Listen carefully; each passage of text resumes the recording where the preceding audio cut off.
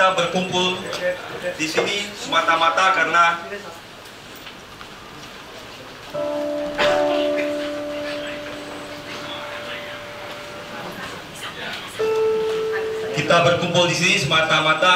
hanya karena kasih karunia Tuhan.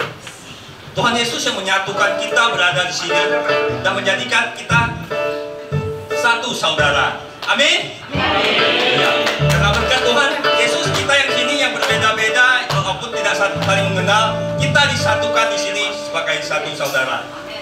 Yang di kiri kanannya udah kenal belum ya? Kalau belum kenalan dulu. Salam, kenalan dulu.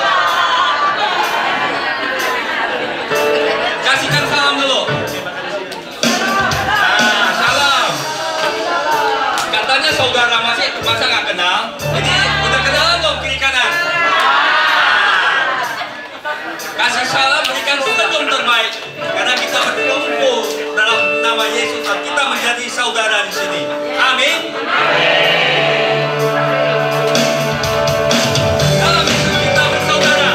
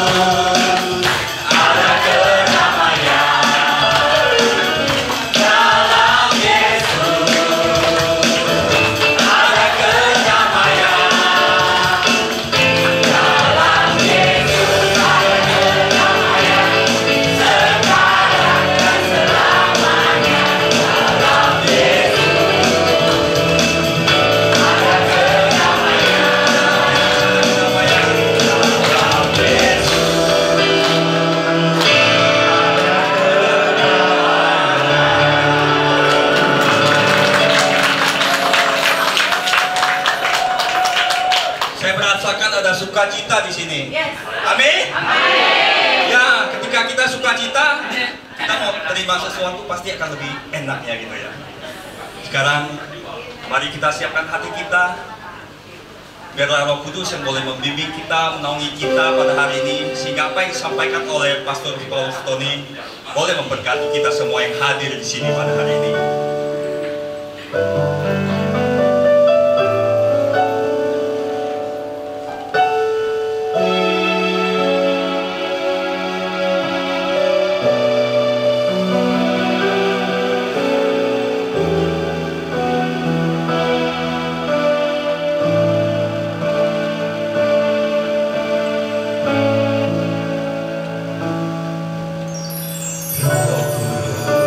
Kau hadir di sini.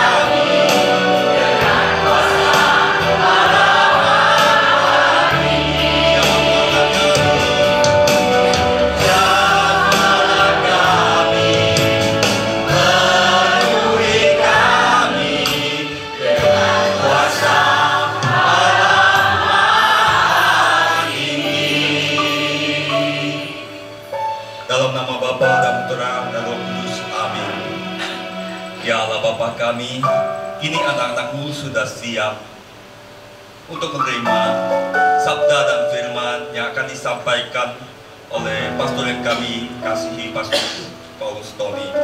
Inilah kami, ya Tuhan, kami ingin menyerahkan keberadaan kami pada hari ini.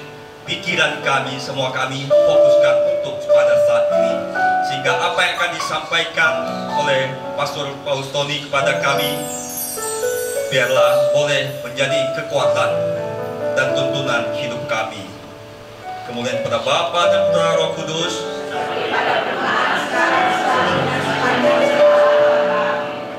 dalam nama Bapa dan Putra Roh Kudus, amin. Ya, silakan duduk, Pastor Paulus Tony, silakan.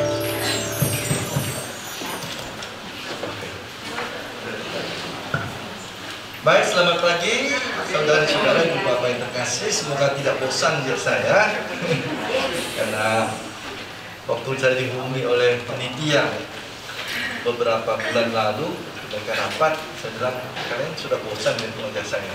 Oh enggak, katanya. Jadi mudah-mudahan benar kata panitia tersebut. Jadi saya diminta untuk membantu kita mempersiapkan diri kita, hati kita untuk menyambut Natal.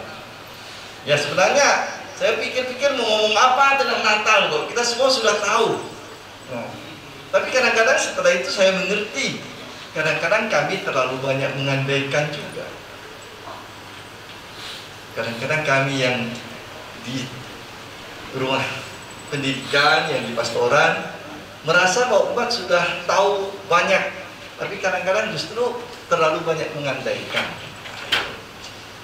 Sebagai contoh saja, contoh yang sangat konkret, beberapa saat yang lalu ada seorang dari katakanlah yang biasa di gereja kita yang melayani di gereja kita tanya kepada saya, Pastor, di negara mana Bethlehem itu ya?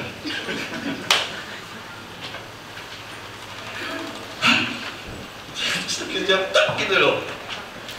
Kami udah berusaha-usaha mau Bethlehem, Yerusalem, Nazaret. Ada yang tidak tahu di mana di negara mana Bethlehem. Walaupun kemudian akhirnya dia tahu juga setelah saya coba memancing dia kan. Tak usah saya jawab langsung di negara mana, tapi saya pancing dia begini. Akhirnya dia tahu juga, ketemu juga jawabannya. Dan ternyata saya bilang dengan Pastor Pauki, kita ini kadang-kadang mengandaikan terlalu banyak. Kita andaikan bahwa apa yang kita katakan orang sudah tahu. Jadi mungkin kita harus sedikit juga memberi penjelasan latar belakang. Ada beberapa istilah yang kita pakai atau tempat yang kita andaikan orang tahu, ternyata masih ada orang yang kurang tahu. Jadi karena itu okelah saya beranikan diri untuk berbicara tentang hal-hal yang sudah kita ketahui, yang sudah pernah kita dengar, supaya tidak terjadi lagi bahwa kami mengandaikan terlalu banyak tentang Natal ini. Baik, tema Natal kita ini saya ambil dari pesan Natal KWI PGI. Itu dia, jadi ambil dari sana supaya kita juga mengerti isi dari pesan tersebut. Karena belum tentu kita baca semua ya, walaupun sudah bisa di-download atau dibaca di internet. Tetapi kita biasanya baca lebih banyak, misalnya di mana ada courting, di mana ada tempat makan yang lebih enak gitu ya. Banyak yang sering dikirim-kirim apa? Foto-foto di mana, oh ini tempat makan yang enak, oh ini yang gratis, oh ini yang. Jadi hal-hal yang penting kadang-kadang kita lewatkan. Karena itu saya coba buka untuk kita dengan tema yang dipakai oleh PGI dan KWI. Kita tahu PGI adalah Persekutuan Gereja-Gereja Protestan di Indonesia. Mereka punya organisasinya, dan kita Konferensi Wali Gereja Indonesia itu kumpulan dari uskup yang membentuk suatu katakanlah organisasi rohani dan bekerja sama setiap tahun menerbitkan biasanya dua dokumen. Satu untuk menjelang Paskah, satu untuk Natal. Kali ini kita bicara yang tentang Natal. Jadi judul dari dokumen itu diambil dari teks Injil Lukas bab 2 ayat 14 saya sangka. Mana tadi? Ini. Judul singkatnya adalah kemuliaan kepada Allah di surga dan damai di bumi. Kalau kita mau lihat judul lengkapnya adalah ini. Lukas 42 ayat 14. Kemuliaan bagi Allah di tempat yang maha tinggi dan damai sejahtera di bumi di antara manusia yang berkenan kepadanya. Inilah judul teks lengkapnya. Nah, saya sebelum meneruskan masuk ke dalam surat mereka, saya baca dulu dokumen atau teks ini supaya kita tahu atas dasar cerita apa dari kitab suci para uskup dan para pendeta berbicara dalam surat mereka. Nah, saya baca dulu ya. Atau ada yang mau membacakan supaya suara saya jangan terus-terusan. Mas Paroki mau membacakan? Suara saya juga terus-terusan.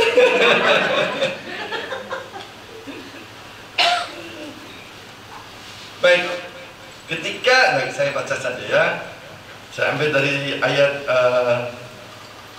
5 dulu. Bab 2 ayat 5 dulu. Ketika mereka di situ, maksudnya mereka adalah Yosef dan Maria, tibalah waktunya bagi Maria untuk bersalin. Dan ia melahirkan seorang anak laki-laki, anaknya yang sulung, lalu dibungkusnya dengan lampin dan dibaringkannya di dalam palungan karena tidak ada tempat bagi mereka di rumah penginapan. Di daerah itu ada gembala-gembala yang tinggal di padang menjaga kawanan ternak mereka pada waktu malam. Tiba-tiba berdirilah seorang malaikat Tuhan di dekat mereka dan kemuliaan Tuhan bersinar meliputi mereka dan mereka sangat ketakutan. Lalu kata malaikat itu kepada mereka, "Jangan takut, sebab sesungguhnya aku memberitakan kepadamu kesukaan besar untuk seluruh bangsa. Hari ini telah lahir bagimu juru selamat, yaitu Kristus Tuhan di kota Daud.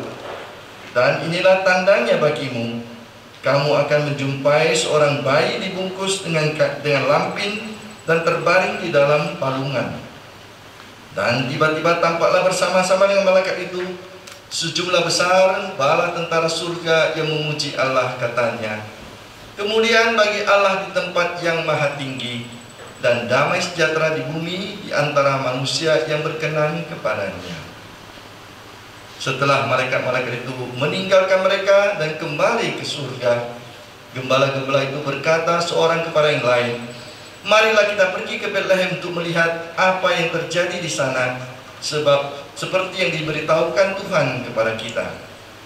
Lalu mereka cepat-cepat berangkat dan menjumpai Maria dan Yusuf dan bayi itu yang sedang berbaring di dalam palungan.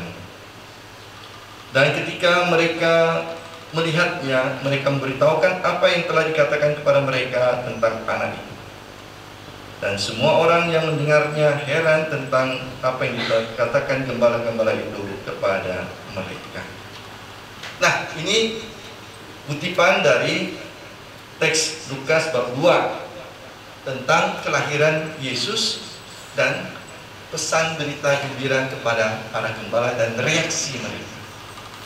Di atas inilah kita akan berbicara, atau para uskup berbicara, para pendeta berbicara, menyangkut tentang Yesus, menyangkut juga tentang kehidupan kita di Indonesia pada saat ini.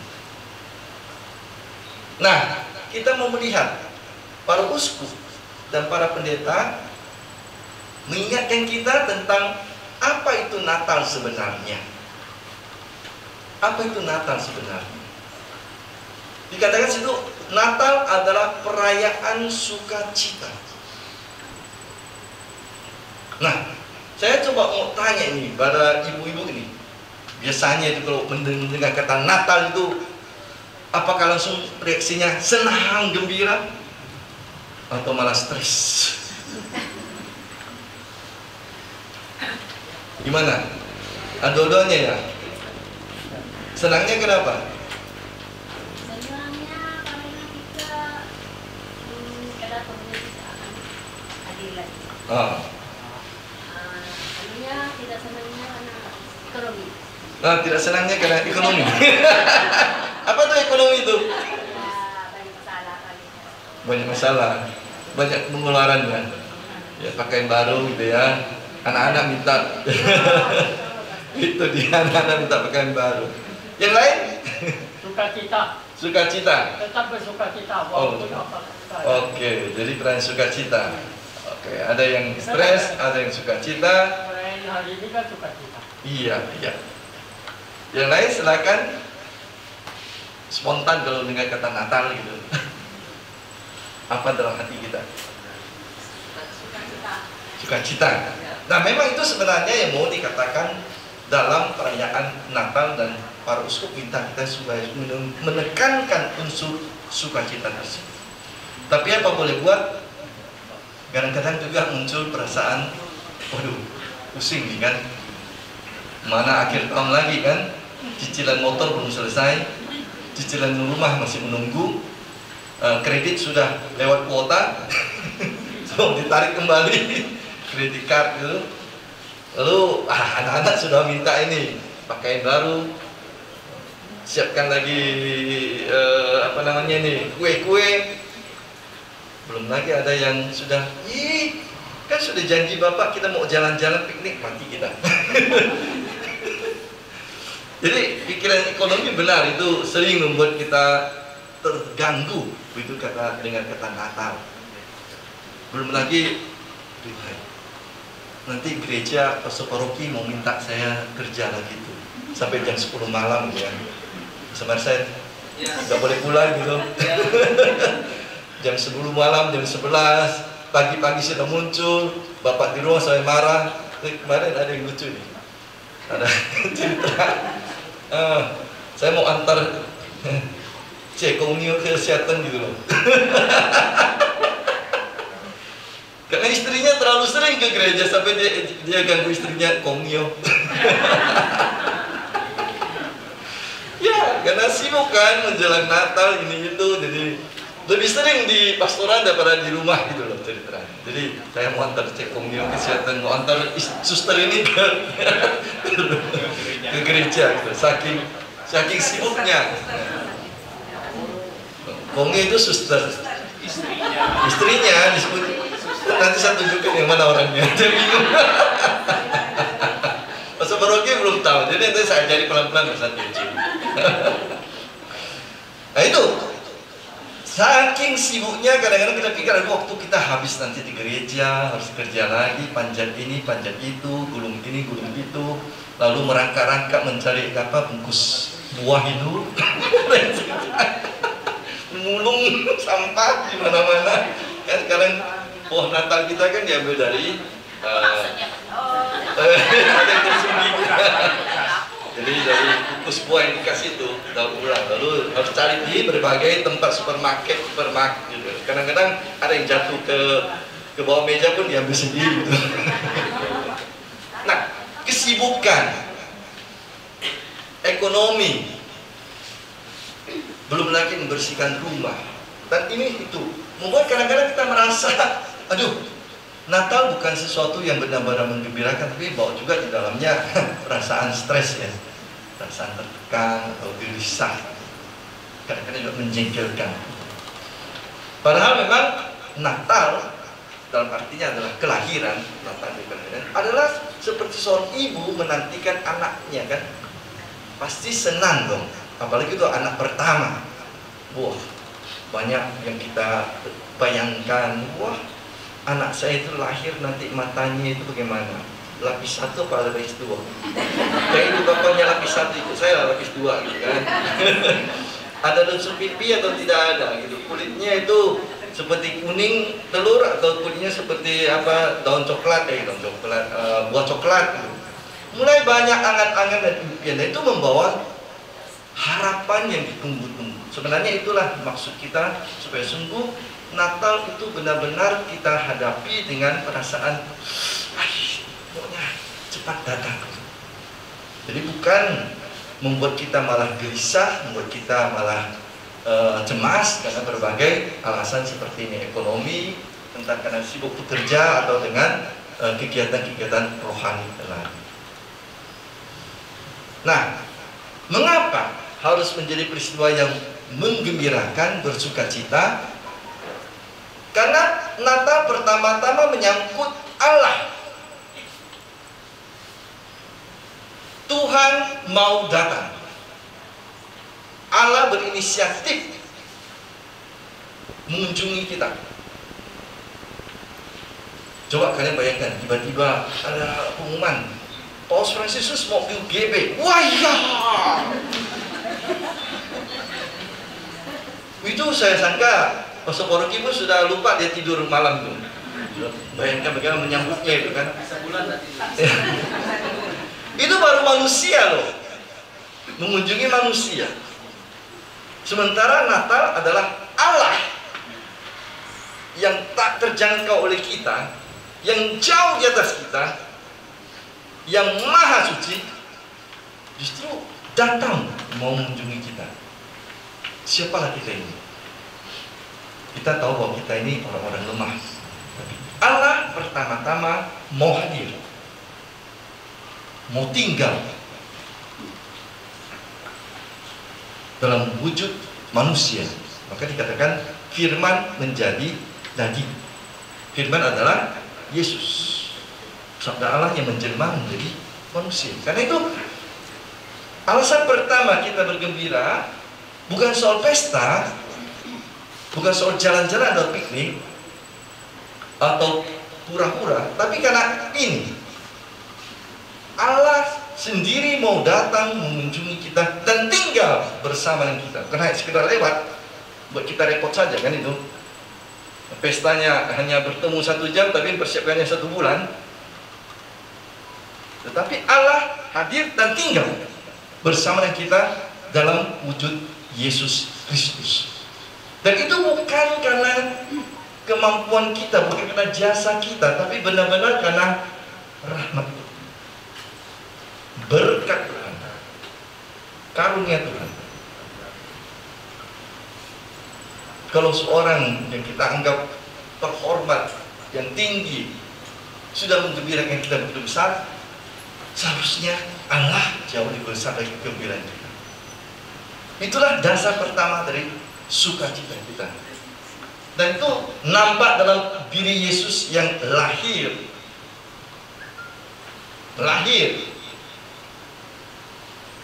Dan bukan lahir sebagai orang yang tak terjangkau. Ia lahir sebagai anak tukang kayu. Anak tukang kayu itu anak biasa, kelas-kelas bawah.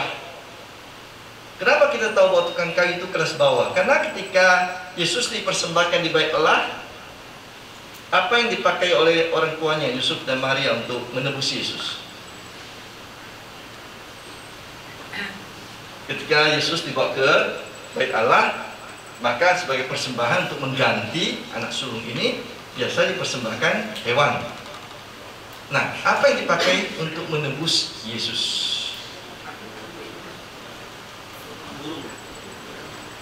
2 ekor burung merpati, 2 ekor burung merpati atau 2 ekor tekukur. Dan itu adalah biaya yang dibebankan kepada kelas yang paling bawah. Kalau dia kelompok tinggi, high class, konglomerat, itu harus lembu atau sapi. Kalau dia kelas menengah, domba atau kambing. Kalau dia tidak punya apa-apa, paling tidak 2 ekor merpati lah kita ambil dari apa nih? Kita minta dari Tuhan lah 2 ekor merpati atau tekukur. Artinya sama sekali sebenarnya tidak ada nilainya, tapi supaya ada simbol. Jadi Yesus ditebus di Bait Allah dengan 2 ekor burung merpati. Artinya dari kelas masyarakat yang paling rendah, kelas yang paling bawah. Dan kayak itu Yesus bisa dijangkau oleh semua orang.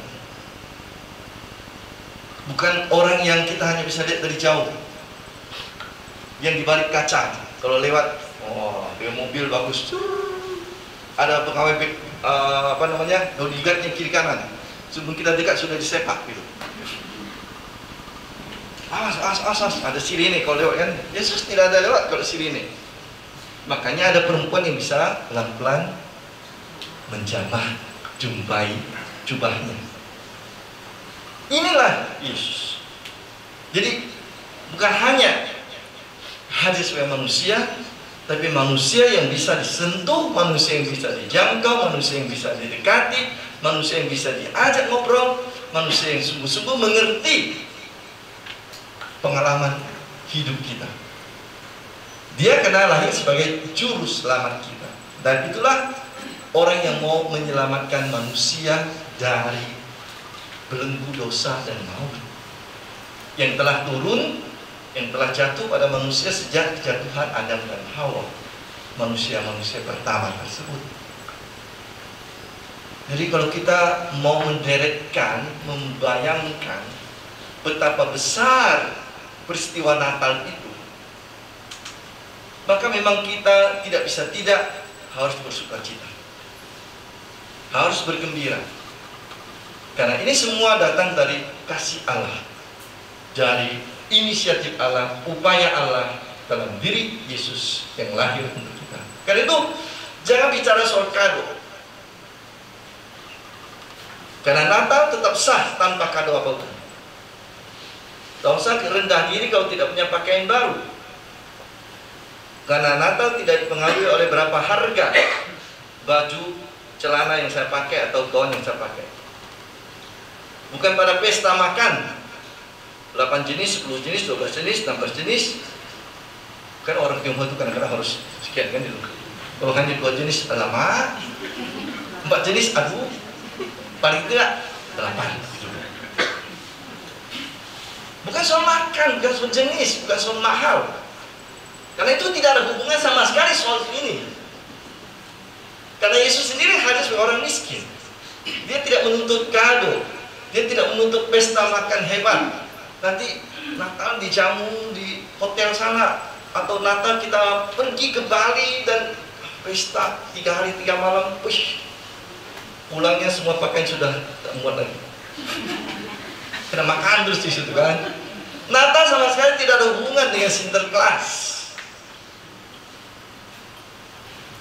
Kita ini suka atau tidak suka, sadar atau tidak sadar, sudah dipengaruhi oleh film-film Amerika yang keliru. Coba kalian ingat, selain film yang dibuat di gereja ya, film-film Natal yang pernah kalian lihat di film pula, di bioskop atau di televisi atau di YouTube, itu semua tentang apa? Sinterklas, kado. Makanya sekarang orang suka pakai bendo yang gini-gini kan? Kenapa? Karena Sinterklas ditarik oleh rusa yang punya tanduk ini. Mana Yesus lahir ada rusa di situ di Israel? Tidak ada rusa di Israel. Ada domba, sapi, lembu. Mana Yesus lahir ada yang terbang-terbang di atas tadi cerobong asap tasukan? Nggak ada. Tapi kita semua ini, apalagi anak-anak muda ini atau anak-anak kecil ini, sudah pikir Sinterklas, kado, pakaian hijau dan merah. Oh, kan itu? Udah, lihat dulu dong. Nah, coba bongkar lemari kalian dulu. Sudah pas, saya yakin sudah grup-grup tertentu nanti kita buat pesta Natal, dress code-nya adalah ini hijau di atas, merah di bawah. Ini semua sama sekali tidak ada hubungan dengan Natal.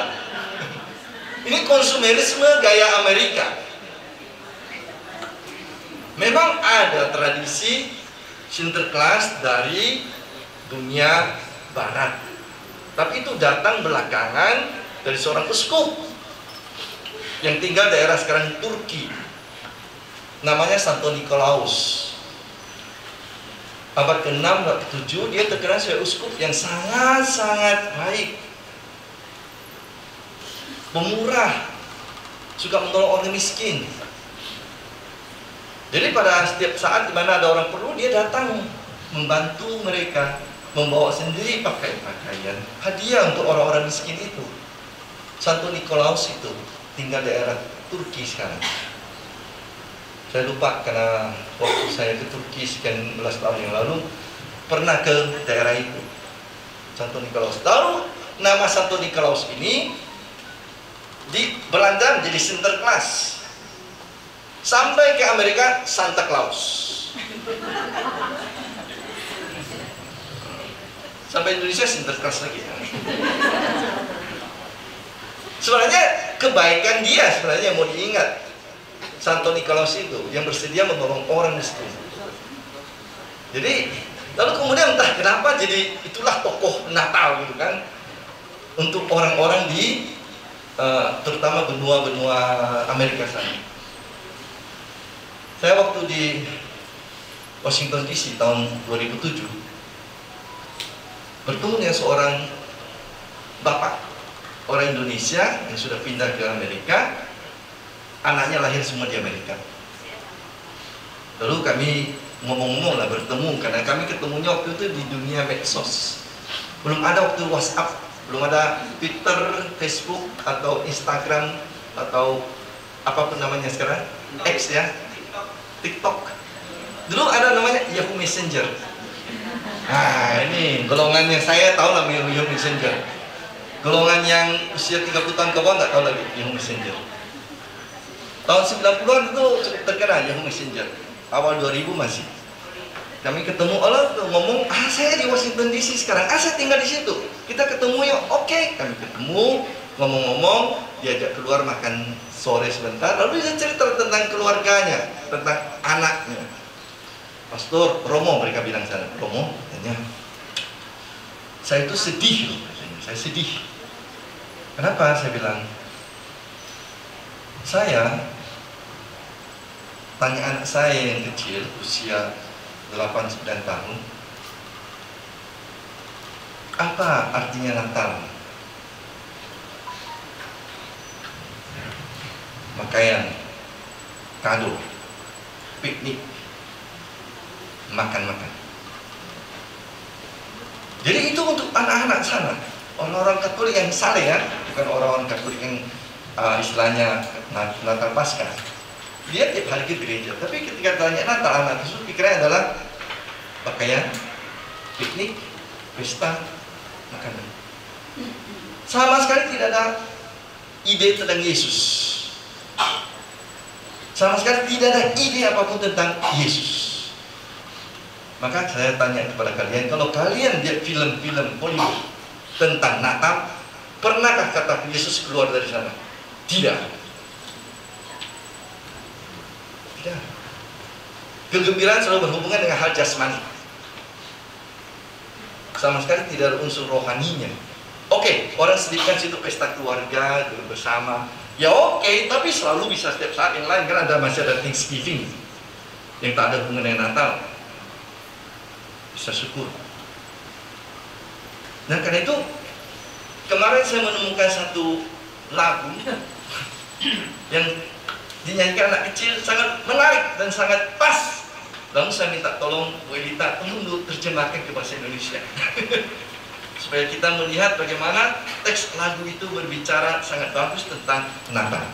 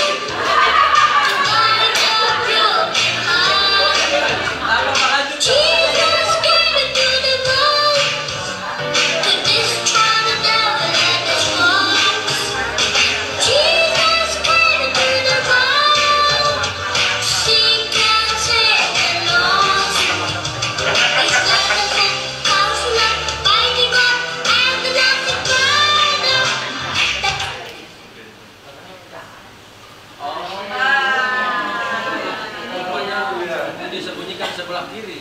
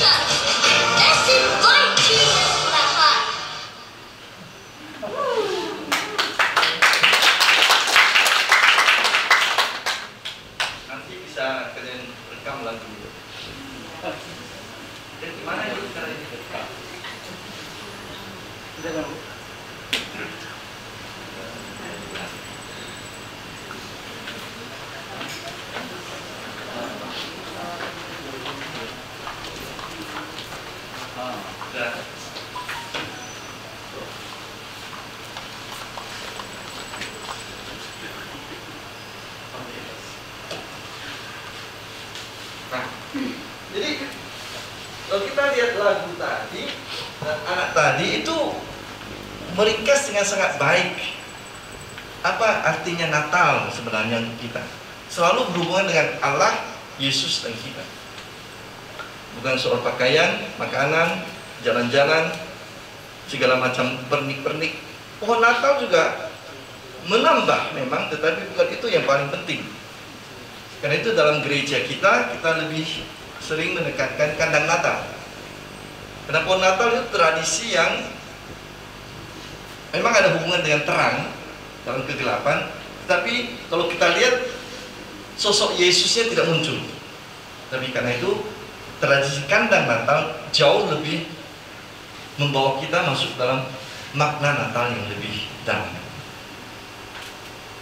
Dan itu tradisi Katolik juga memang, karena Protestan mereka tidak memakai kandang Natal. Dan tradisi itu kalau nanti kalian baca banner yang akan muncul, itu adalah tradisi yang datang dari Santo Fransiskus dari Assisi, dan yang kita peringati 800 tahun tradisi tersebut. Dan karena itu kita akan mempunyai tahun ini hak untuk indulgensi penuh. Jadi penghapusan siksa dosa dari dosa-dosa yang sudah kita lakukan dalam kamar pengakuan. Itu indulgensi penuh untuk kita sendiri atau untuk orang yang sudah meninggal. Tak bisa kita mendoakan untuk orang yang masih hidup.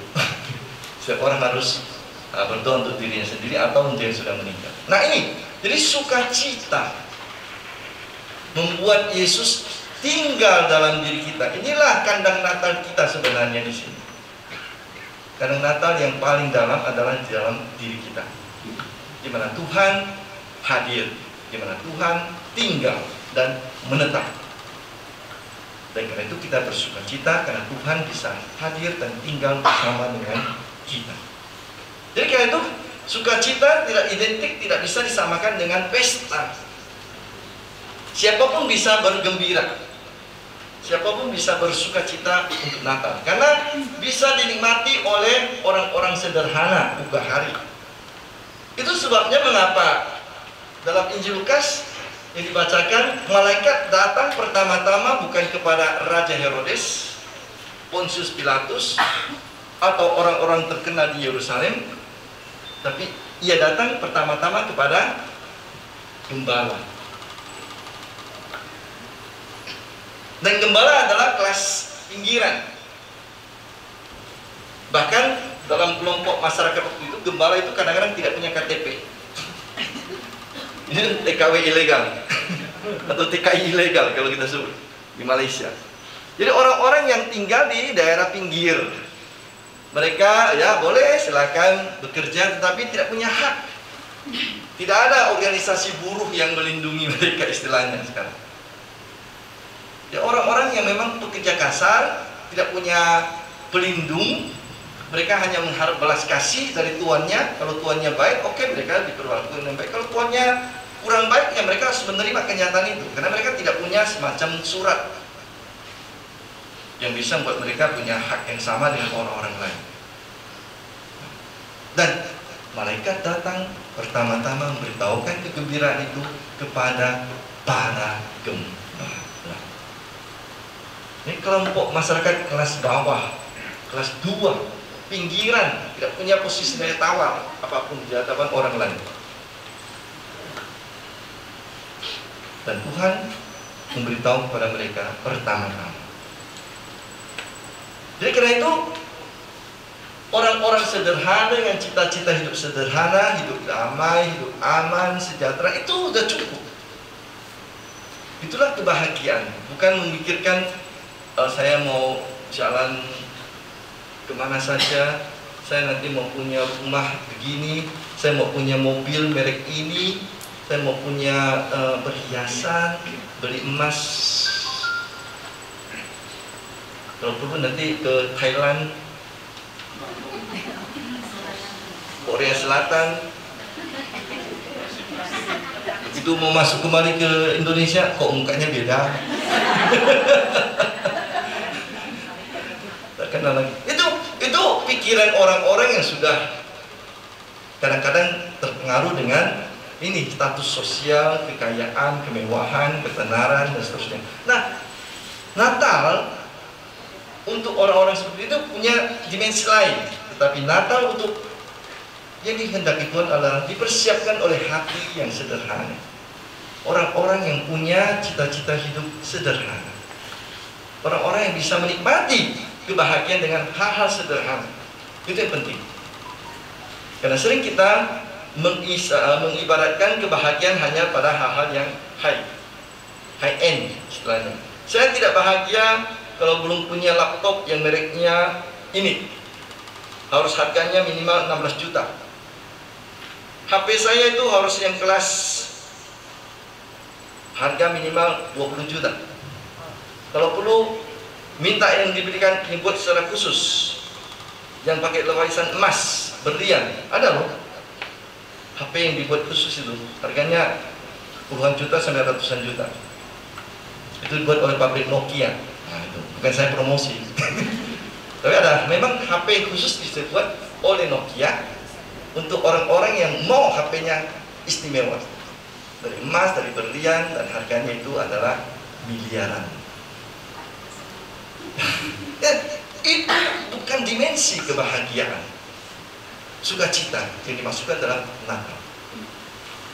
Orang yang bisa menikmati kebahagiaan dengan hal-hal sederhana, itulah orang-orang yang diharapkan dimiliki atau sifat yang dimiliki oleh kita semua dalam hari Natal. Sehingga kita tak usah stres kalau sudah Natal mau datang, tak usah pusing kalau Natal mau datang, karena kita tidak mendasarkan sukacita dan kegembiraan pada hal-hal duniawi seperti itu. Meskipun boleh, tidak salah, tetapi jangan menentukan kebahagiaan kita. Jangan buat kita jadi gelisah gara-gara kita tak mampu mencapai tahap tertentu. Dan karena itu, Natal bisa kita nikmati secara sederhana dalam kelompok sederhana juga. Orang-orang yang bisa makan bersama, berkunjung bersama, bergurau bersama, tanpa harus menentukan tempatnya di mana, jenis dress code-nya apa, perniknya apa, tidak usah. Ini adalah kelompok Natal keluarga yang harusnya kita nikmati dalam hidup kita. Jadi kita diminta dalam surat tersebut diundang untuk menikmati damai yang sebenarnya, damai sejahtera, shalom. Apa artinya shalom? Shalom artinya sehat. Shalom artinya damai. Shalom artinya merasa tenang. Shalom artinya merasa cukup. Shalom berarti merasa terpenuhi segalanya. Itulah shalom. Jadi shalom bukan sekedar tidak ada perang, tidak ada pertengkaran, tidak. Shalom itu sungguh-sungguh artinya kita merasa damai, bahagia, aman, senang, cukup dalam diri kita, bersyukur, sehat, semua itulah shalom.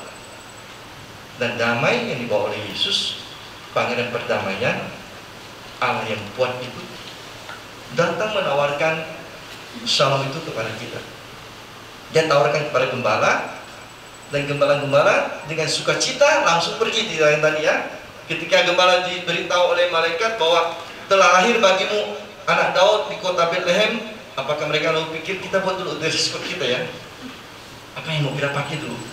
Belum mandi nih, pulang dulu, kasih dulu. Langsung mereka berangkat. Mari kita pergi, bergegas menuju Bethlehem. Maka muncullah lagu yang mulai sekarang kita nyanyikan dari laki-laki, tadi malam juga saya dengar itu. Transeamus usque et Bethlehem et videamus hoc verbum quod factum est. Jadi transeamus, mari kita bergerak. Usque et Bethlehem, sampai ke Bethlehem. Et videamus, dan mari kita melihat firman yang menjadi manusia. Jadi mereka bergerak dengan semangat, dengan kegembiraan, dengan penuh sukacita, spontanitas. Itulah shalom yang mereka rasakan. Itulah semangat hidup, bahwa telah lahir bagi kita seorang juru selamat yang sungguh-sungguh memberikan kepada kita penyelamatan dan kebahagiaan sebagai manusia. Dan karena itu kita bisa bekerja sama. Natal bawa kerjasama dalam diri kita, dalam kelompok kita. Entah itu kerjasama dalam hal-hal pekerjaan bersama, kerjasama dalam merancang ide yang baik, kerjasama dalam menjalankan ide tersebut. Ini Natal yang seharusnya kita miliki. Suasana yang buat kita mempunyai tekad, mempunyai semangat, dan mampu bergerak. Ini siapa yang di sini?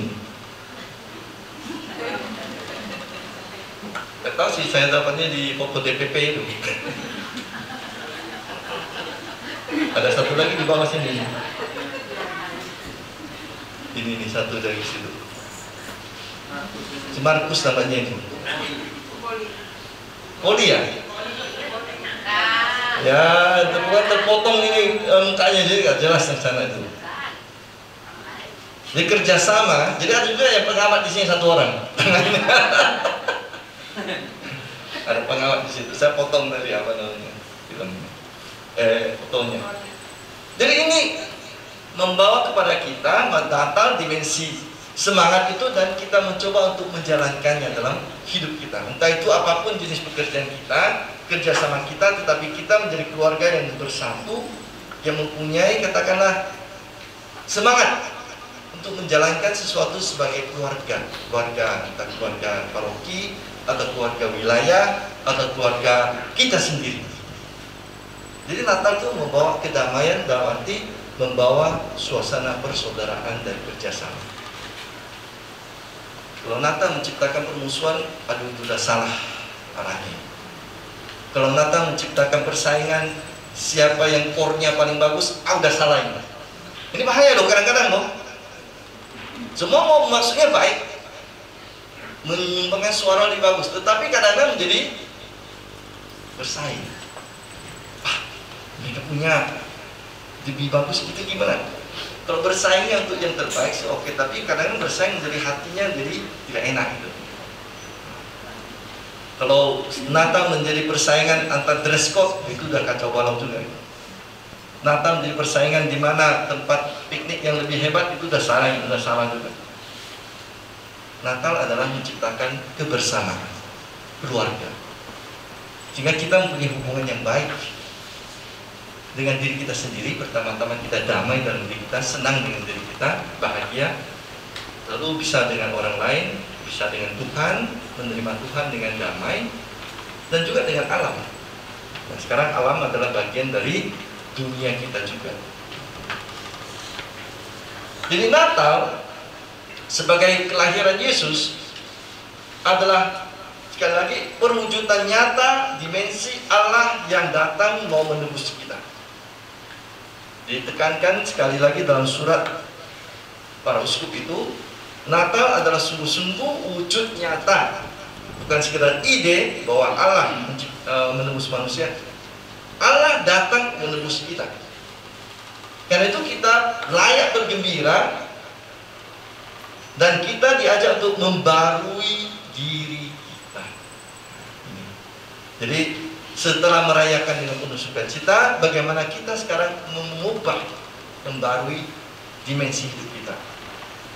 Jadi kita mencoba untuk melangkah lebih baik ke depan sebagai orang-orang yang sudah ditebus, orang-orang yang sudah diselamatkan. Apa yang mau kita buat untuk membalas kasih Tuhan itu?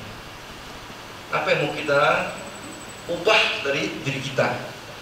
Jadi itu membarui hidup dan membarui diri kita, dan itu membuat kita mempunyai semangat baru ke depan. Oke, besok saya tidak akan seperti kemarin lagi. Kalau biasa saya bangun jam 8, saya akan coba bangun jam 7:30. Atau kalau misalnya terlalu cepat setengah jam, oke lah, jam 7:55. Paling tidak kan sudah berubah 5 menit. Tapi apa? Mulai dengan sedikit-sedikit dulu. Kalau terlalu drastis, kadang-kadang kita tidak sanggup kan? Oke, 5 menit kurangi dulu. Nah, kalau perlu wakernya dipasang 3 lapis, ting ting ting ting gitu. Kemarin lucu waktu kami jalan-jalan itu, ada orang sudah pasang wakernya 5 lapis, tetap terlambat setengah jam. Hampir kami ketinggalan kapal terbang. Muncul, padahal sudah harus berangkat jam 4 pagi. Kan kami berangkat jam 4:30 baru berangkat. Dan untungnya sampai di sana pesawatnya juga ditunda 2 jam. Aduh, syukurlah. Karena kami harus check-in online, tak bisa check-in online. Rupanya ada perubahan. 2 hari sebelum jadwal kami, tiket itu berubah. Kami tidak bisa check-in online, harus check-in langsung. Kami ada 25 orang. Wah, habis waktu kami 1 jam lebih cek ini. Nah, itu. Dia sudah pasang 4 lapis katanya, wikernya itu tetap tidak bangun. Jadi ini cerita tentang membarui diri, merubah diri. Tidak usah kita harus mengubah diri kita drastis ya. Dari orang yang biasanya katakanlah makan 5 kali sehari, saya mau makan tinggal 2 kali sehari, bisa sakit nanti. Oke lah, kurangi 1 4 kali gitu. Kalau belum bisa mengurangi jumlahnya, kurangi sedikit bobotnya gitu. Biasanya 200 gram, ya 150 gram lah. Jadi ini dimensi kalau kita mau membarui diri adalah ini. Kita mempunyai semangat untuk benar-benar memperbaiki sesuatu secara nyata. Sesuatu secara nyata. Dan tak usah dulu harus drastis. Karena kadang-kadang tidak sanggup. Ubahlah sedikit-sedikit. Ubahlah sedikit-sedikit. Dan tanpa sadar kita akan bisa mengubah menjadi banyak. Ini pengalaman saya sendiri juga tentang bangun pagi ini. Itu tentang barui diri dan hidup kita. Kalau kita mau drastis memang bisa, tetapi itu membutuhkan orang yang sungguh-sungguh punya tekad. Saya ingat dulu magister kami, magister adalah katakanlah direktur, bos magister novis kami. Dia itu perokok pipa. Bukan merokok bisa, merokok pipa. Jadi tembakau itu tuh tiap kali selalu dia itu hanya waktu tidur tidak merokok, ke gereja tidak merokok dan mandi. Mengajar tidak juga, tapi waktu lain tuh merokok terus. Kamarnya itu ampun lah. Dan suatu kali dia memang berniat untuk stop merokok. Tapi yang sungguh-sungguh dia drastis ya. Dia pas waktu itu ada tugas rapat di Hong Kong. Sengaja dia tidak bawa pipanya dan tembakaunya. Dan mereka rapatnya itu di sana 1 bulan. Perjalanan rapatnya 2 minggu, sudah itu dia ada tugas lagi 2 minggu di tempat sana. Bisa. Karena memang dia tidak bawa pipa dan tembakau itu. Dan di sana dia bertahan tidak membeli pipa baru dan tembakau baru. Bisa. Pulang dia langsung simpan semua. Jadi dia buang, dia kasih pada orang lain kan. Dia simpan 1 pipa untuk kenang-kenangan. Tapi dia bisa buat itu. Nah itu butuh tekad luar biasa. Itu bisa. Tapi kebanyakan dari kita mungkin tidak sekuat itu. Untuk membagi sesuatu, mengubah sesuatu. Kalau dia memang bisa. Dia memang sengaja tidak bawa pipa dan tembakau. Dia berangkat. Katanya memang 1-2 malam pertama itu seperti neraka untuk dia. Bayangkan loh, setiap hari yang 20 jam istilahnya, kalau kita sebut 16 jam merokok itu, tiba-tiba 1 detik pun tidak merokok. Kemarin waktu kami jalan-jalan itu, lebih banyak perokok daripada yang tidak merokok di grup kami. Itu gelisah sekali yang tidak merokok, yang merokok itu. Sedikit saja di bis, agak lebih lama sudah. Begitu turun dari bus, bukannya mencari toilet atau apa, langsung wah, sengsara. Yang ketagihan merokok memang sengsara benar. Baik, jadi ini mengubah sesuatu itu memang memerlukan tekad, semangat. Kalau kita tidak bisa membuatnya drastis, paling tidak kita mengubah sedikit-sedikit sesuatu dari kelemahan diri kita. Entah itu rokok, entah itu makan, entah itu kadang-kadang juga ada sekarang ya yang terlalu suka main game online, ketagihan sampai memang lupa segala-galanya. Masuk kamar sudah tak bisa keluar-keluar lagi, dipanggil-panggil nggak muncul, tidak makan pun tidak teratur. Dia begitu muncul mukanya sudah puyuh gini. Karena matanya dia gini tuh. Kadang-kadang kita lihat dia tidak sadar sedang di ruang kan. Maunya kita videokan dulu. Itu sampai menghayati benar-benar. Ada yang meninggal gara-gara itu. 2 tahun lalu saya baca. Dia main game 78 jam. Tidak makan, tidak minum, tidak istirahat. Akhirnya drop, habis, meninggal. Masih muda, usia 20-an. Jadi Natal menciptakan suasana persaudaraan, lepas dari perbedaan suku, ras. Kemarin ada yang orang datang tanya agama, suku, agama, ras, antar golongan. Suku, agama, ras, antar golongan. Ini lepas dari perbedaan itu. Kemarin waktu ada umat yang datang mau berdoa di kandang Natal untuk dispensasi pendugisi penuh itu, mereka lihat pohon Natal itu. Oh, ini kerja siapa? Ini kerja semua orang di paroki ini. Siapa orang? Ada pastor, ada WK, ada sekami, ada OMK, ada bapak-bapak, ada ibu-ibu. Untung tidak ada yang di tengah-tengah. Semua orang ada di situ. Saya bilang, kamu sebut saja kelompok manapun ada di situ. Itulah kerja lepas dari antar golongan. Tidak ada perbedaan. Ini kerja paroki Gembala Baik. Ada DPP-nya, ada DPH-nya, ada WK-nya, ada sekaminya, ada OMK-nya, ada kornya, ada pastornya, ada brudernya, pokoknya siapapun ada di situ. Ini adalah menciptakan ini suasana bersama, kegiatan yang membuat kita bersatu. Sehingga tidak ada mengatakan itu kerja saya, itu punya saya, ini punya kita, ini karya kita, ini rumah kita. Inilah Natal yang dimaksud oleh Tuhan, supaya kita menjadi keluarga dengan satu Bapa.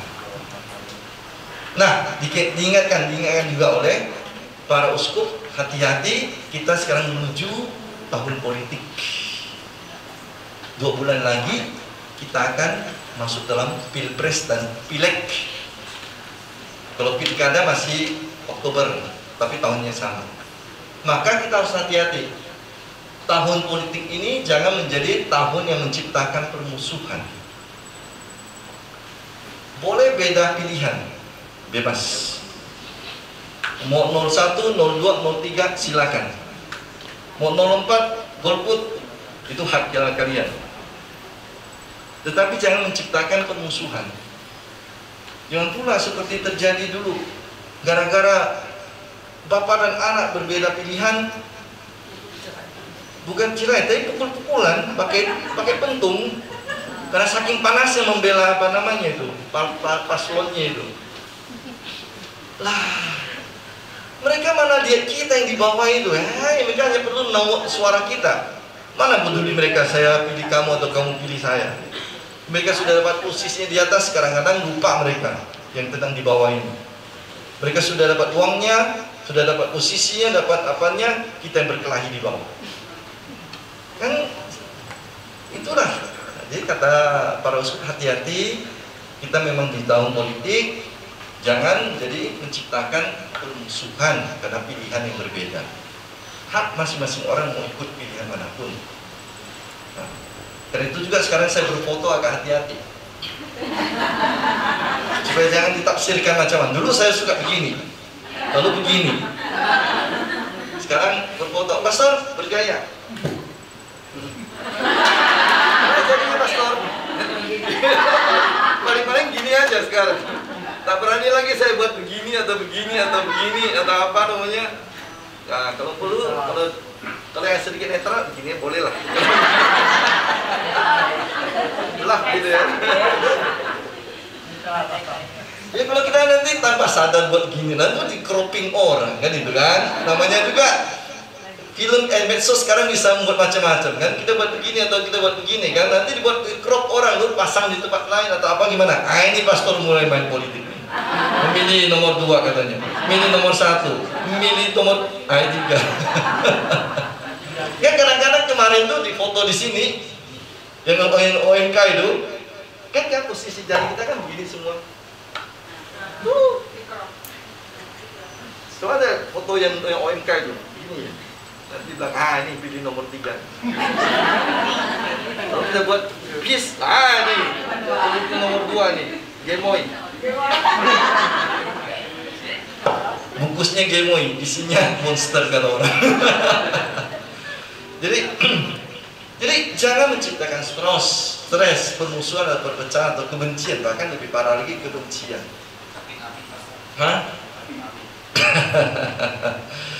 Jadi ini hati-hati. Boleh berbeda, tapi jangan menjadi terpecah. Karena Natal kita harus tetap memuliakan hidup. Allah telah bersedia mengirim anaknya yang tunggal untuk kita karena menghargai hidup manusia. Mengapa kita justru merendahkan hidup manusia? Allah sendiri dengan rela turun menjadi manusia supaya manusia dimuliakan. Mengapa kita justru malah saling mencaci maki, saling merendahkan, bahkan saling memfitnah, lalu menyusun rencana buruk untuk menjatuhkan orang lain. Maka katakan tidak pada politik identitas, katakan tidak pada politik uang, atau tidak pada politik kekuasaan. Apa maksudnya politik kekuasaan? Menggunakan kekuasaan untuk mencapai tujuannya. Itulah yang disebut dengan menghalalkan segala cara. Karena saya di atas bisa mengatur segala-galanya, apapun yang saya inginkan saya ubah supaya terjadi sesuai dengan keinginan saya. Itu politik kekuasaan. Nah, Natal menghalangi kita untuk jatuh ke politik kekuasaan karena Yesus tidak lahir untuk berkuasa. Kalau dia lahir untuk berkuasa, di mana dia pilih dia lahir? Istana. Kalau dia lahir untuk kekuasaan, di mana dia pilih lahir? Bait Allah. Bait Allah kekuasaan rohani, istana kekuasaan jasmani, rohani, politik.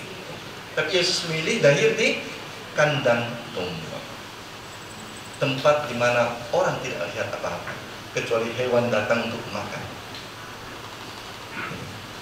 Dia tidak pada politik kekuasaan, menghalalkan segala cara yang tidak benar pun dibenar-benarkan. Maka disebut dalam Machiavelli, karena ini yang mengatakannya adalah seorang filsuf Italia namanya Machiavelli, bahwa orang yang berkuasa cenderung menghalalkan segala cara untuk mempertahankan dan meraih kekuasaan, membodoh-bodohi orang.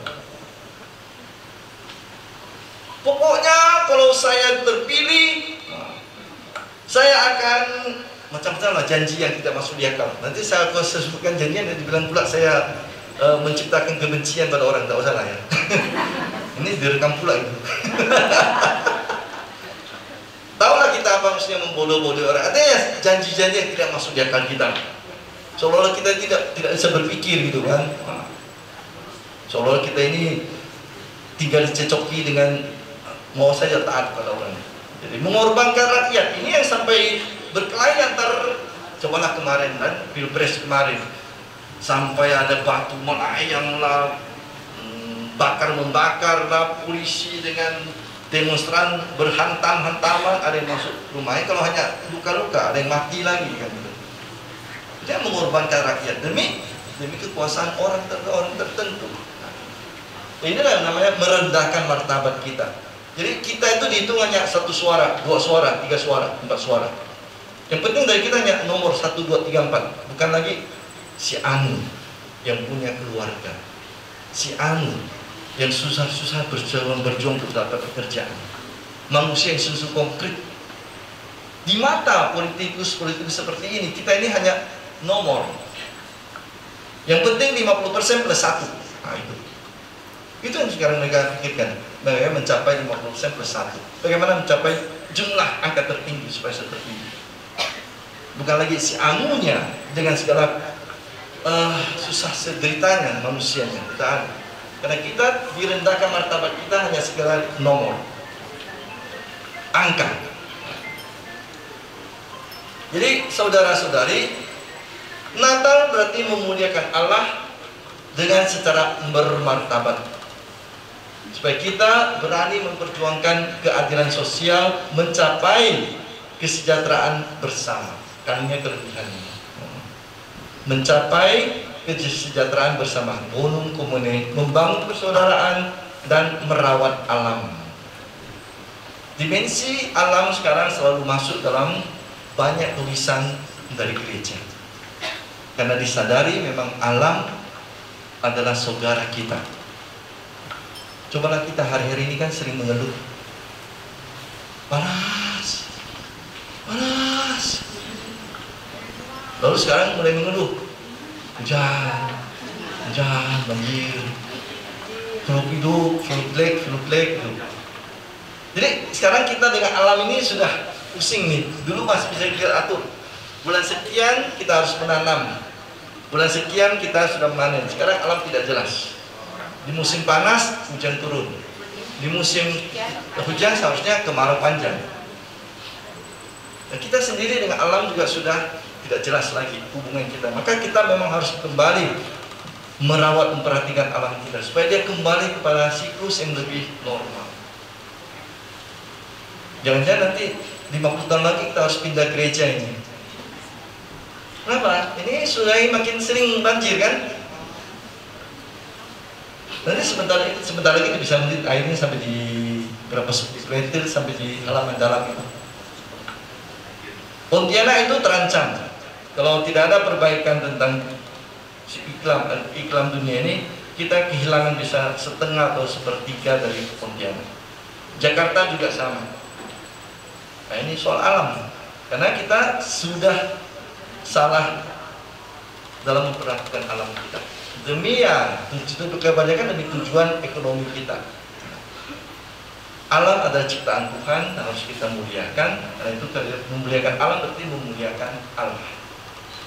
Kita menolak kerusakan alam dan juga diawaskan hati-hati dengan ini, poin ini, medsos Paus sekarang gelisah. Paus gelisah dengan apa? Ada yang tahu? Sampai Paus berbicara secara resmi kepada para petinggi dunia medsos. Paus gelisah dengan AI, Artificial Intelligence, teknologi yang bisa mengerjakan banyak hal tanpa bantuan manusia. Manusia tinggal beri perintah, dia kerjakan sendiri. Tapi AI ini bisa menjadi pisau bermata dua. Di satu pihak dia sangat membantu pekerjaan kita, dia berpikir sendiri. Di lain pihak dia bisa merekayasa.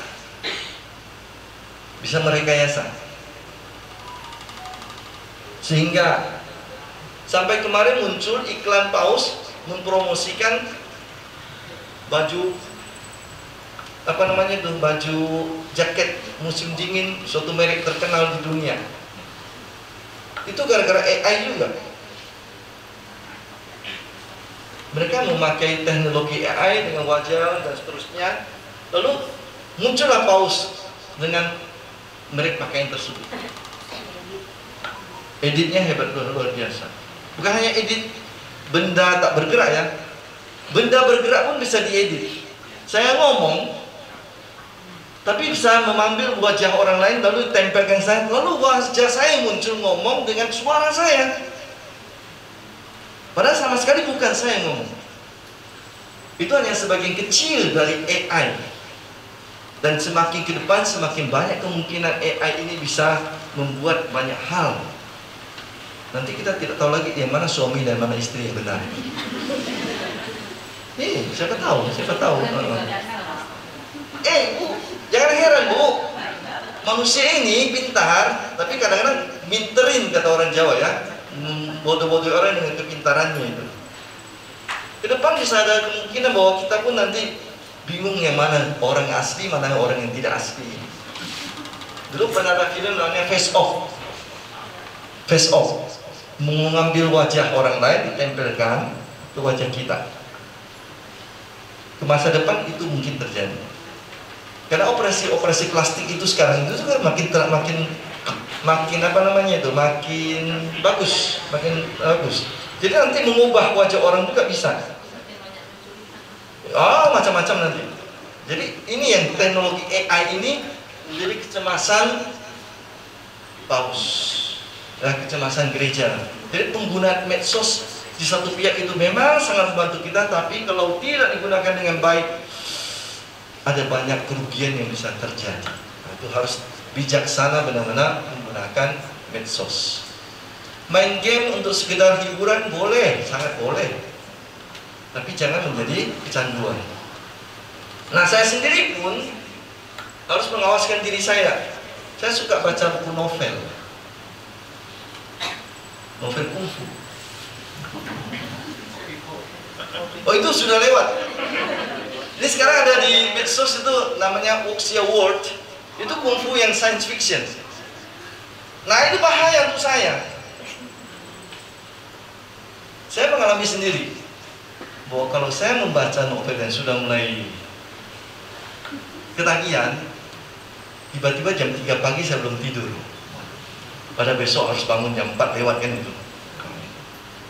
Itu baru hal yang kita anggap tidak terlalu berbahaya dari segi moral, dari segi apa. Tapi untuk kesehatan diri kan sudah mengganggu.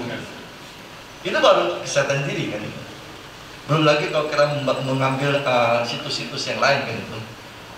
Ini kalau medsos kita pakai dengan bijaksana sangat baik. Tetapi kalau kita tidak mampu menjadi tuan atas sarana kita, habis kita. Kita jadi budak. Lumayan kalau hanya kita yang rugi, lalu kita diperbudak merugikan orang lain. Mulailah menyebar gosip-gosip yang tidak benar, pakai snap foto itu, edit foto lalu kan kirim yang tidak benar ke orang lain, membuat isu yang tidak benar. Nah, ini medsos. Atau buat yang aneh-aneh seperti anak-anak muda, anak-anak kecil yang mencari jati diri supaya terkenal, lari di depan truk. Wah, kalau berhasil truknya, di fotonya dikirimnya pada orang lain. Aku hebat. Cari viewers, followers. Tapi membahayakan diri dan orang lain. Banyak supir truk ditahan polisi gara-gara apa? Menabrak tuh anak-anak gila itu, yang berhenti tiba-tiba depan truk yang sedang melaju, hanya supaya dapat buat video, TikTok, Insta, konten.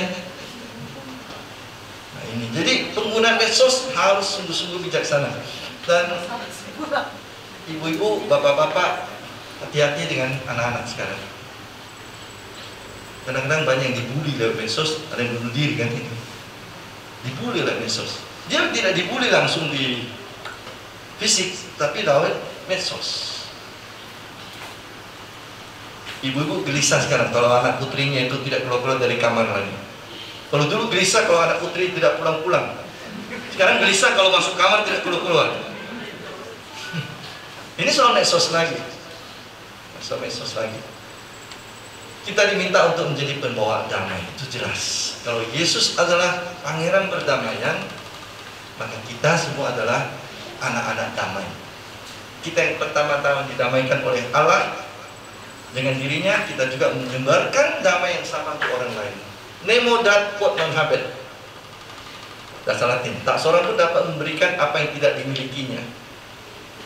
Kalau kita didamaikan Tuhan, maka kita juga mempunyai damai yang bisa kita bagikan kepada sesama kita. Jadi kalau kita mau bicara tentang Natal dan dampak konkretnya, akibat konkretnya untuk diri sendiri, kita akan menjadi manusia baru, manusia yang diselamatkan, manusia yang tadinya jatuh dalam dosa menjadi manusia yang diselamatkan menjadi anak-anak Allah, manusia damai yang menjadi saudara-saudari bagi orang lain dan ciptaan, orang yang hidup dalam sukacita. Lingkungan sekitar kita menjadi lingkungan yang damai juga. Kalau semua di sini orang-orang yang berjiwa damai, maka tidak ada di sini suasana permusuhan. Shalom. Dengan demikian kita punya pengharapan dan optimis membentuk masyarakat yang lebih baik. Untuk alam, kita mempunyai penghormatan yang cukup. Nah, apalagi paroki ini adalah paroki yang dilayani oleh Kongregasi Fransiskan yang adalah manusia-manusia pencinta lingkungan. Jadi memang penghormatan pada alam sudah menjadi bagian dari paroki kita. Sudah bertahun-tahun belakang ini kita membuat pohon Natal yang memakai bahan-bahan daur ulang sebagai salah satu contoh. Mungkin kita juga akan ke depan mempunyai lagi proyek-proyek lain, seperti kemarin membuat apa itu pupuk apa itu ya, ekoenzim. Nah, jadi hal-hal yang berhubungan dengan pemeliharaan alam kita coba untuk urus supaya lebih baik, terutama di paroki kita ini, mencegah kerusakannya, merawat, melestarikan. Dan ini penting, kembalikan perayaan Natal kepada dimensi yang lebih tepat tentang Yesus, Allah dan kita. Natal ada pertama-tama tentang Allah yang mengutus Yesus untuk kita. Tak usah kita pusing dengan apakah meriah besar atau tidak besar, bukan itu yang penting. Apakah punya makna perayaan Natal kita, itu yang lebih penting. Karena itulah Allah dimuliakan untuk itu.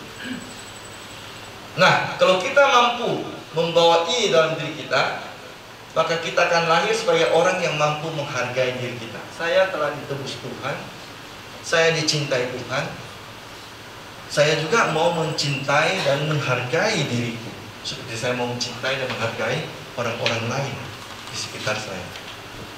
Saya berharga. Saya bukan berharga karena uang saya. Saya tidak berharga karena mobil saya atau pakaian saya atau apa yang saya miliki. Saya berharga karena saya anak Allah. Karena saya dicintai oleh Allah.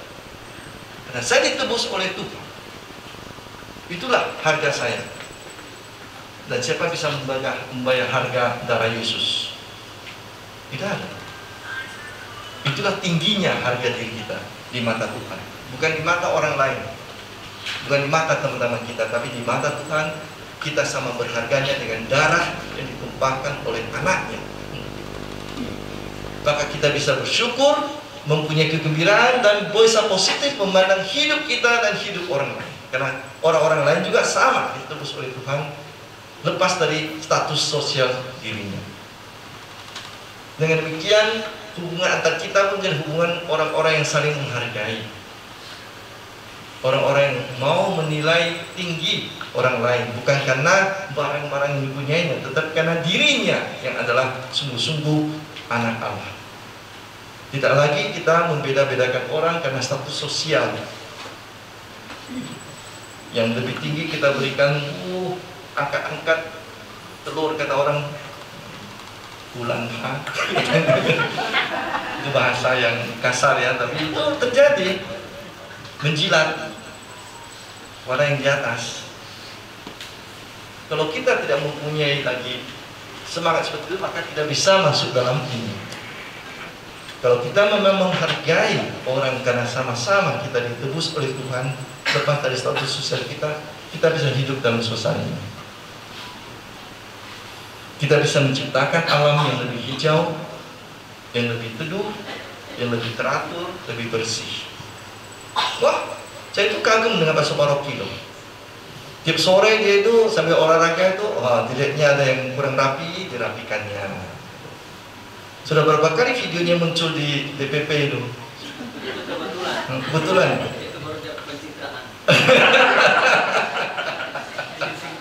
Enggak, saya tahu tiap sore itu dia sambil jalan-jalan, jogging itu, dia apa yang tidak rapi dirapikan. Udah Anton di belakangnya juga membantu-bantu untuk kebersihan. Saya dari atas saja menyemangati.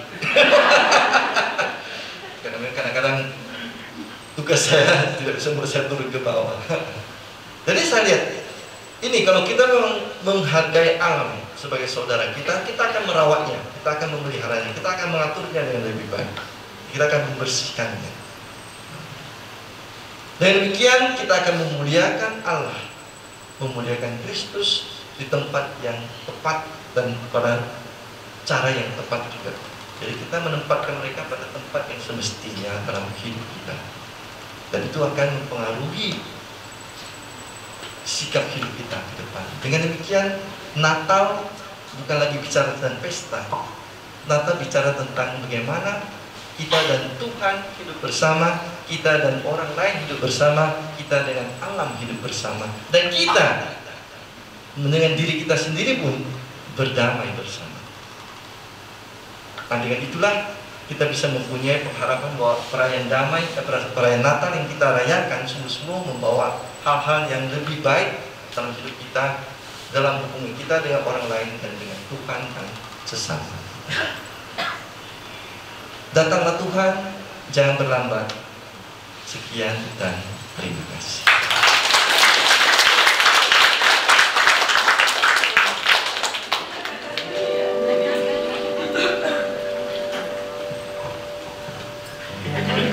Terima kasih Pastor Paulus Tony. Jadi sekarang kita mungkin sekitar 10 atau 15 menit ada sesi tanya jawab ya. Tadi Pastor ada satu pertanyaan, Francisca lagi tanyakan ya. Francisca mana ya? Oh, udah keluar ya.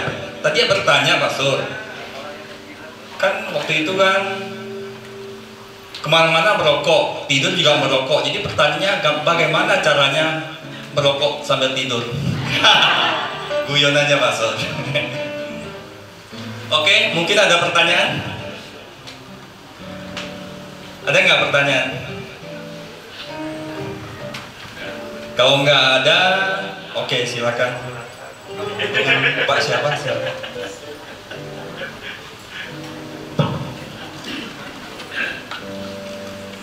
Shalom.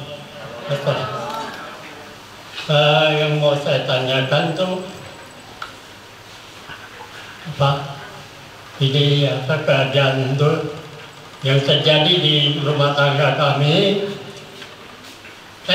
Saya perkenalkan dulu, nama saya Tarsisius dari wilayah 3. Yang saya mau tanyakan, ini apa? Terjadi di rumah tangga anak saya, anak tertua yang namanya Octavianus. Yang dulu itu mereka suami istri, 2 anak ya, anaknya 2. Rukun, itu tak terbilang rukunnya. Tapi sekarang apa yang pastor katakan itu memang kejadiannya begitu. Secepat itu berubah 180 derajat. Sekarang mereka suami istri sudah diambang perceraian.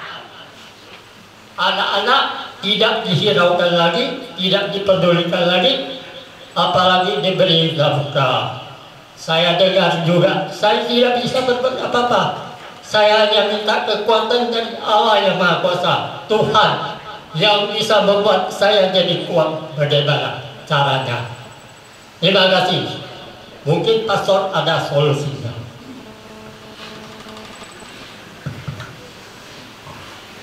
Baik Bapak Tarsisius, kita ikut prihatin mendengarkan masalah yang terjadi pada Octavianus dan keluarganya. Saya pikir kita harus mencari, kalau untuk seperti dokter kan, kalau mengobati penyakit dia harus mencari tahu dulu sumber utamanya apa, sehingga obat yang atau kalaupun tidak obat tapi misalnya caranya untuk mengobati itu tepat. Jadi saya pikir dalam hal seperti itu ya Bapak atau siapa yang cukup dekat dengan mereka harus sungguh-sungguh bisa membuka dan mengajak mereka berbicara untuk melihat letak persoalannya di mana. Kalau itu memang masalah manusiawi itu pasti bisa diselesaikan. Itu apa? Ya. Perlu diketahui pastor itu apa? Anak yang bernama Octavianus itu katanya udah punya istri. Nah, itu yang menjadi permasalahan. Jadi istrinya itu mengusulkan supaya cerai. Ya, memang itu jalan pintas yang paling cepat. Tetapi kalau kita sadar sebagai keluarga Katolik, ya perkawinan kita juga adalah perkawinan yang sekali seumur hidup ya, terceraikan. Jadi, adapun ada masalah-masalah seperti itu, cobalah kita duduk bersama untuk membicarakannya sungguh-sungguh dengan hati yang terbuka untuk mencari sungguh-sungguh penyelesaian yang terbaik untuk semuanya dan tetap dalam koridor iman kita. Jadi itu memang hal yang tidak bisa selesai dengan satu kali pembicaraan, saya yakin.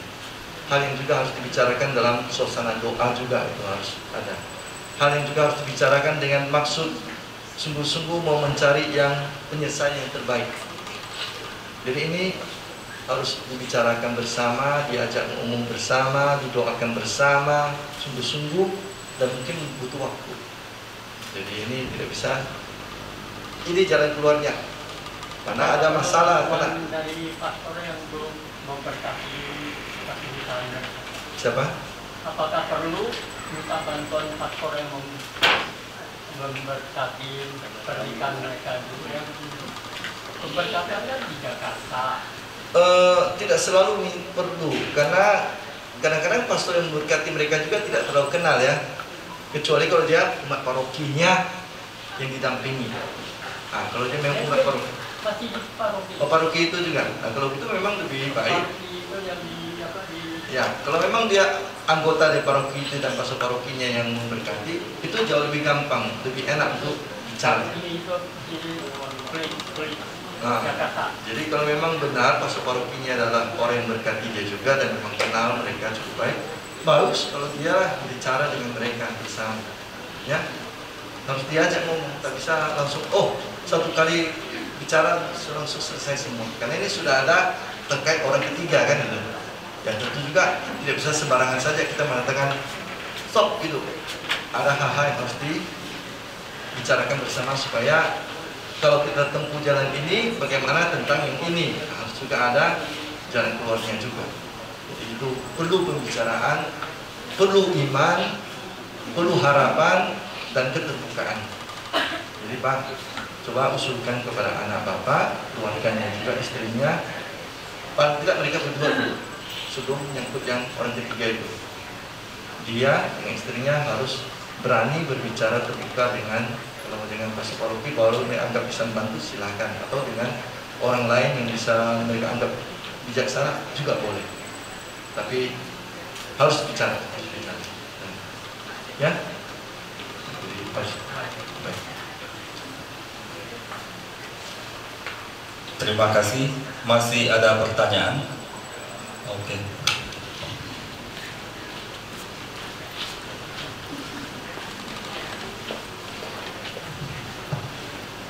Selamat siang, Pastor. Selamat siang, Bu.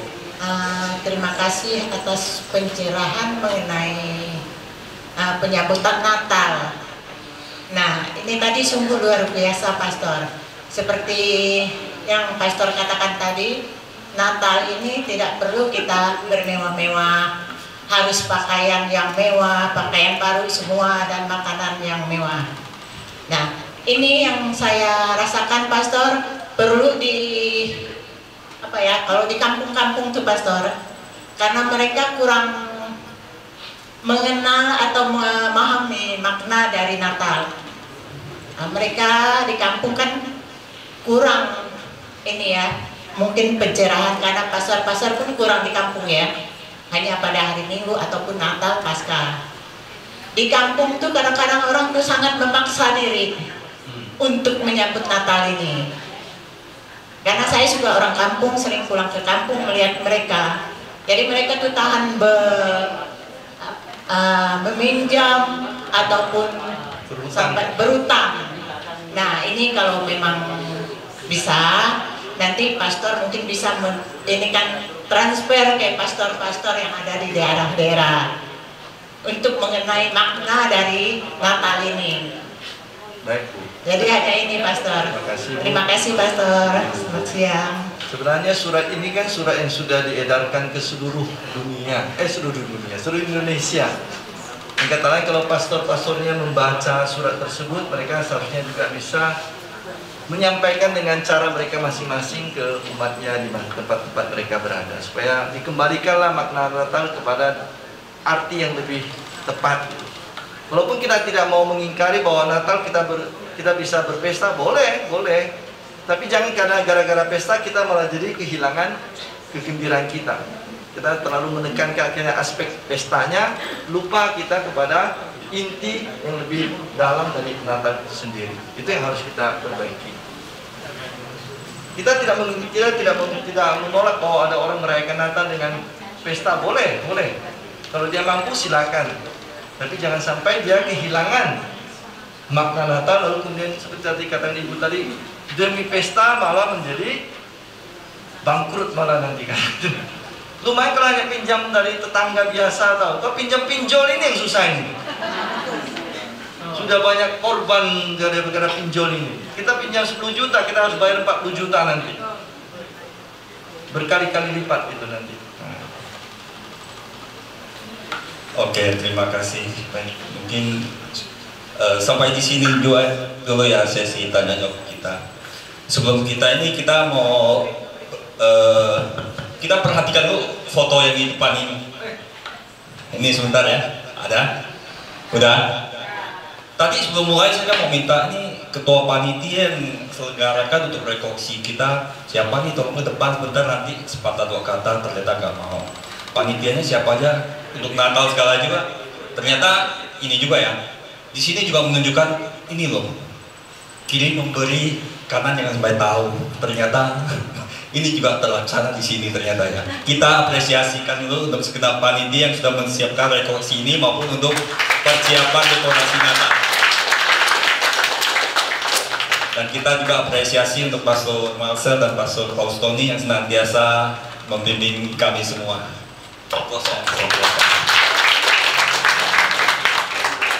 Lalu di sini juga ada foto ini, kelihatan tuh lebih banyak ibu-ibu ya. Nah, lalu mungkin bapak-bapak juga ada sedikit. Jadi hidup ini adalah kesempatannya. Jangan istilahnya kesini kelihatan lebih banyak yang udah usia agak tua baru mulai melayani Tuhan. Tapi ketika kita masih muda, kita juga harus meluangkan waktu. Jadi supaya seperti kejadian bapak ini, salah satu anaknya kan istilahnya ketika kalau kita terlalu fokus dengan keluarga dan usaha kita, hal itu akan terjadi. Tapi kita juga ketika kita masih muda, kita mulai melayani di gereja, saya yakin dan percaya bahwa hal itu tidak akan terjadi karena kita sudah dalam satu iman dalam Tuhan, kasih bahwa pernikahan itu sekali untuk seumur hidup. Jadi mungkin kalau anak-anak ataupun ini mulailah sejak dini kita ajak untuk ke gereja mungkin sebagai putra putri altar dan melayani, karena untuk melayani bukan untuk kebaikan istilahnya diri sendiri, tapi juga lingkungan kita juga, dan terutama yang terbaik adalah supaya kita punya kasih dan senantiasa ada kasih Kristus dalam kita sehingga keluarga kita, kehidupan kita akan lebih baik. Mari kita bersama-sama kita berdiri, kita nyanyikan lagu ini.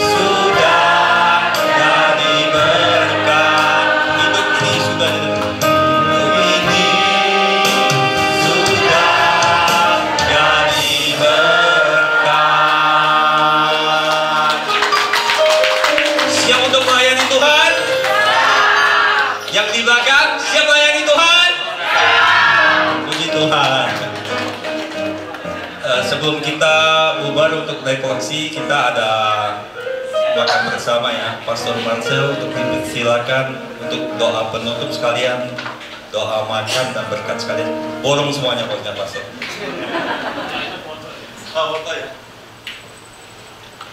Mari kita berdoa. Dalam nama Bapa dan Putra dan Roh Kudus, amin.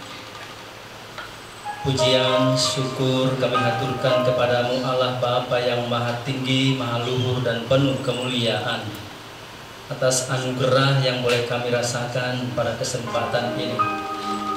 Engkau telah mengutus narasumber Pastor Paulus Tony untuk memberikan pencerahan bagi kami melihat makna Natal dalam kehidupan realita kami.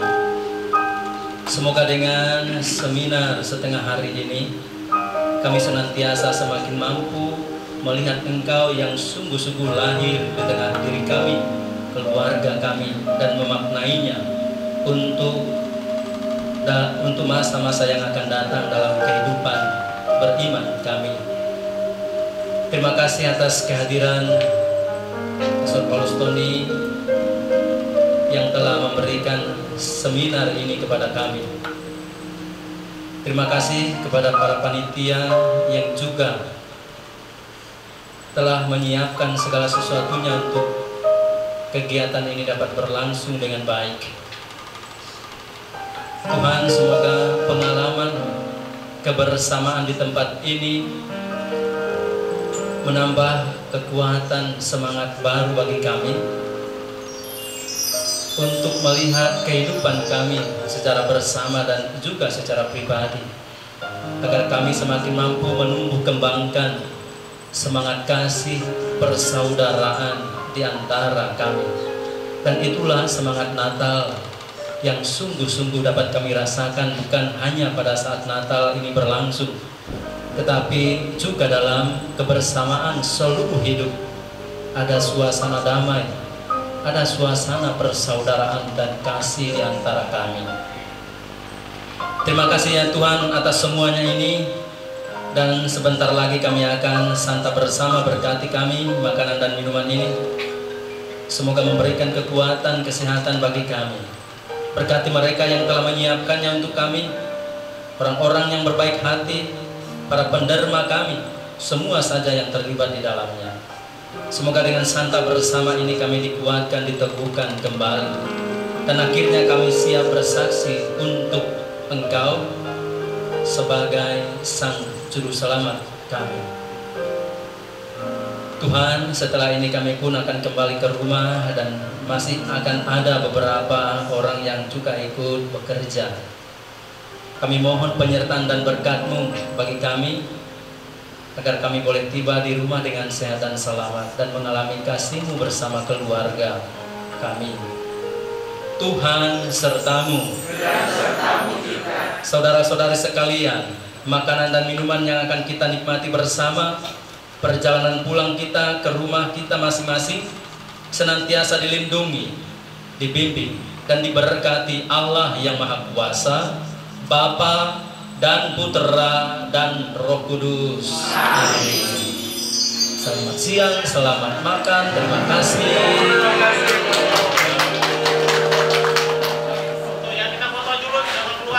Kita foto ya, jadi robek atur kita deh. Tengah boleh di itu.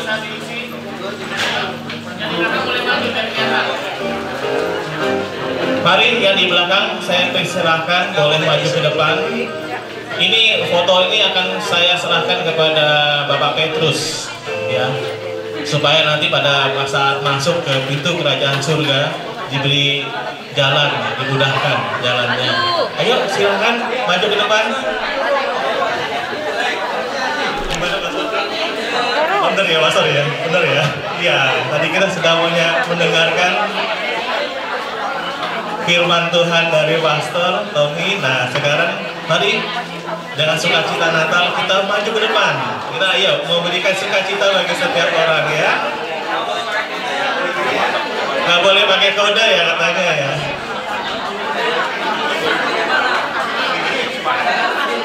Oke, yang di belakang boleh maju ke depan. Ayo, persilakan di kiri kanan ini masih bisa. Oke, ya, dari sini. Ayo.